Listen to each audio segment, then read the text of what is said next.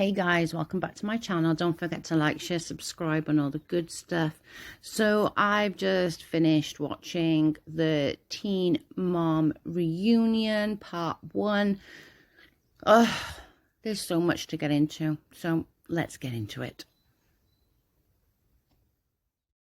So the union starts, Dr. Drew and Nessa on the couch, and the screen behind them are the girls from Team Mum. It starts out with just saying, like, you missing each other, what's different, you know, the usual crap. Then anything new, of course they already knew. Kate announced that she was 13 weeks pregnant, and then they came in and gave her and Shy a little like gift baskets for like a baby shower gift basket kind of thing, which was sweet. But why make out you didn't know? Like, you knew that she was pregnant. Things like that does my head in. Just, you knew, otherwise why would you have a gift basket ready? It just seems like such a stupid thing to lie about, but I digress. Anyway, so they sort of congratulate her, get on with it, and you know, they're all super happy and they all pretend to be super happy, whatever, you know, whatever. And then we go on to the first one, which of course is our good old girl, Amber. So, as I said, Amber was first up. God, could she be any more obnoxious? Jeez, Lord have mercy, take the wheel. She sort of went on, Dr. Drew was like, you've had such a hard year. What?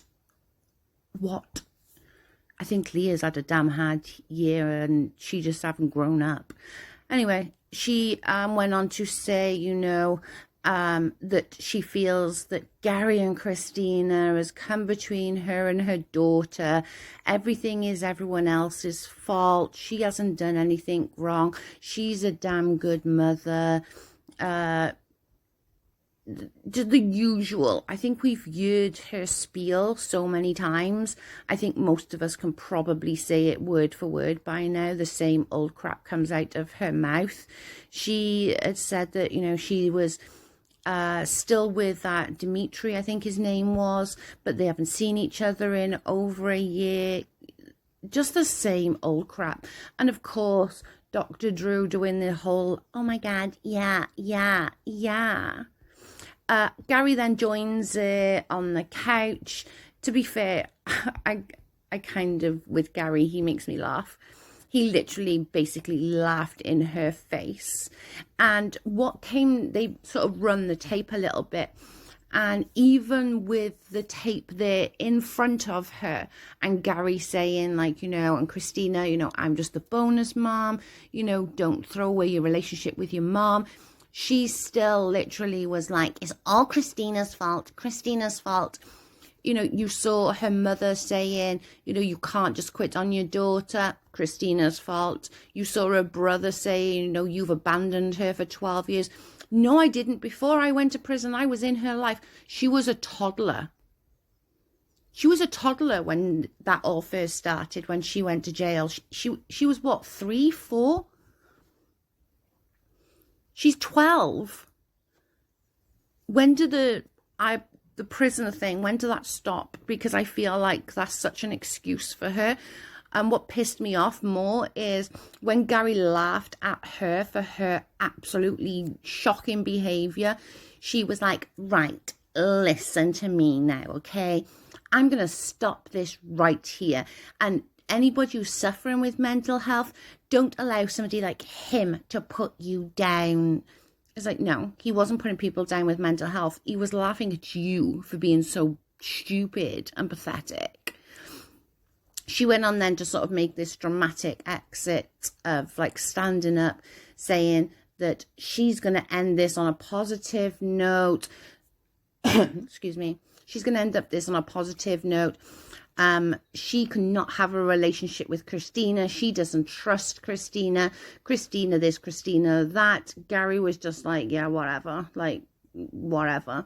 She did thank him for saying some nice things during that table conversation with Leah, but it wasn't sincere. You could see that it wasn't. My God, this girl, like, she genuinely feels like the world owes her a favor. I'm not even kidding. She was like so obnoxious. She was, you know, this is her job. Okay. So as her job, she shouldn't be able to just walk out and do what the frig she wants to do, but yet she does. And that annoys me. But of course, Dr. Drew's there. Oh, I know, Amber. I know. You've had such a hard life. I know. I thought this bloke was a freaking like counselor or a psychologist or something.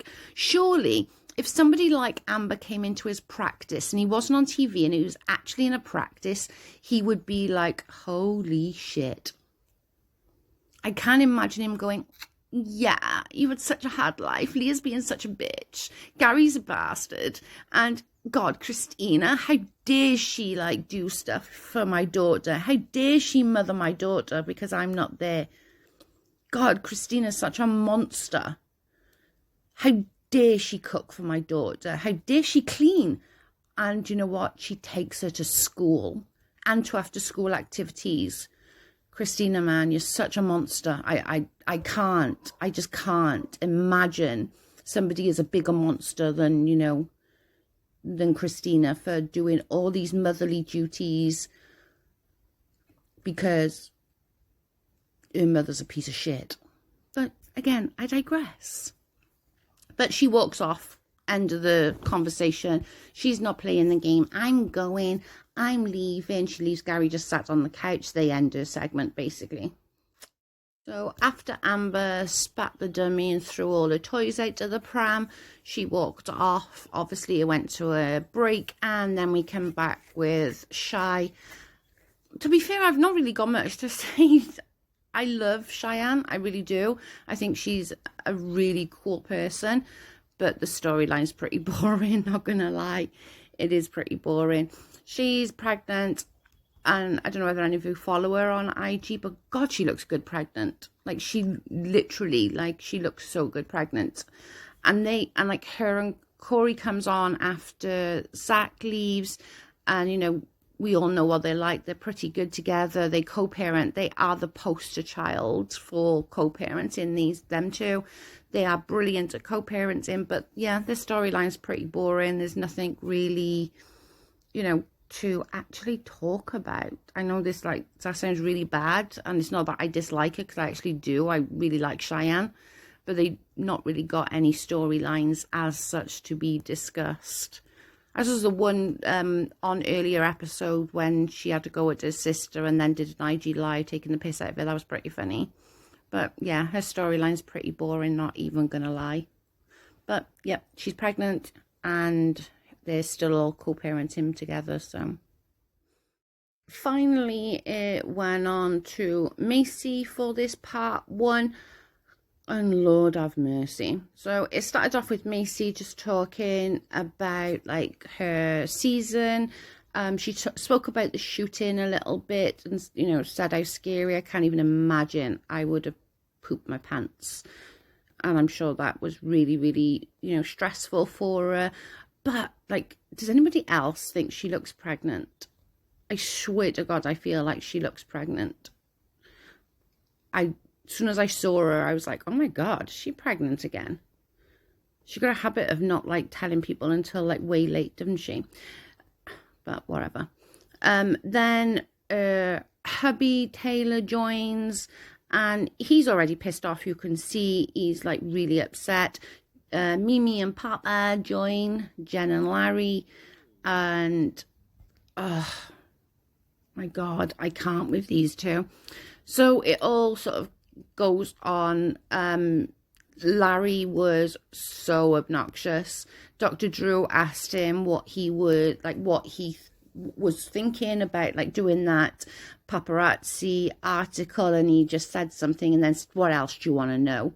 It's like, dude, like, these people are paying you to be on the show. You don't need to be there. If you don't want to be there, don't be there. Whatever. So it goes on, and then Larry sort of bucks up to Macy which obviously Taylor's not going to like. No husband is going to be okay with any other man bucking up to their wife. So he got to the edge of the couch, so did Taylor. And both of Jen and Macy was like, okay, enough. It didn't. Taylor let friggin' rip. I'm not even joking. Like, fair play to this man. Bravo. Like, about time somebody freaking told them. Like, whether you believe it or not, you are putting Bentley's life at risk. Anybody with 2 brain cells can see that Ryan is not clean and sober. You can see that. Look at his eyes. Like, come on now. Anybody with 2 brain cells can see that. And, you know, the fact that they push Bentley to have a relationship with him, they should be just grateful that they have a relationship with him. Just concentrate on you. Ryan's a big boy. Ryan can figure it out for himself. If Ryan wants a relationship with Bentley, then he's going to have to work at it, just like Amber. That's up to them to work on it. You should just be happy that you still get time with Bentley. Stop like making this kid feel guilty. It's absolutely disgusting. I can't. So it all went on. They sort of both got up on each other, and there was no like fisticuffs or anything like that, but they were both shouting, and like Taylor got so heated, and then Larry got heated. Jen was like crying, I can't do this anymore. I just don't, for me personally, it is a case of like Jen and Larry just needs to concentrate on being grandparents. Just be grandparents. You don't need to, you know, work on Bentley and Ryan's relationship. That's up to them. Do you know what I'm saying? Like, that's up to Ryan to do that. He's not a kid anymore. I understood them being overly involved in the beginning because they were kids. They were young. They didn't know what they were doing. But they're adults now, you know? They're adults. You don't need to try and fix everything. That's Ryan's job to fix it. And Taylor's absolutely right, you know? That's just concentrate on being grandparents. Enjoy your time with Bentley, because in a minute he's not going to want to come over to your house. He's not going to want to hang out with you. You know, my nephews and niece get to that point and they're like, no, I want to play on the computer, or, oh, I want to do this. I don't want to come. You know, enjoy it while you can, because it's going to get to a point that you're not going to see him from 1 month to the next. But I think they are such enablers when it comes to Ryan, just like Mackenzie. They bound to see it. They're bound to. If we can see it as viewers and we're seeing a tiny bit of their life, you can damn sure they know that he's not straight and he couldn't pass a drug panel. There's no way on this earth. But it ends on that. It ends then to fighting. It did show part of what's coming on part 2. It looked like Taylor was walking off still shouting at Larry. And obviously then we'll be going on to everyone else. And I'm sure Christina will come back and all them type of people will come back. But we'll wait till next week for that. And let me know what you guys think in the comments. Thanks for watching. I appreciate it. Don't forget to leave a thumbs up. It does help heaps. And I will catch you on the next one. Bye, guys.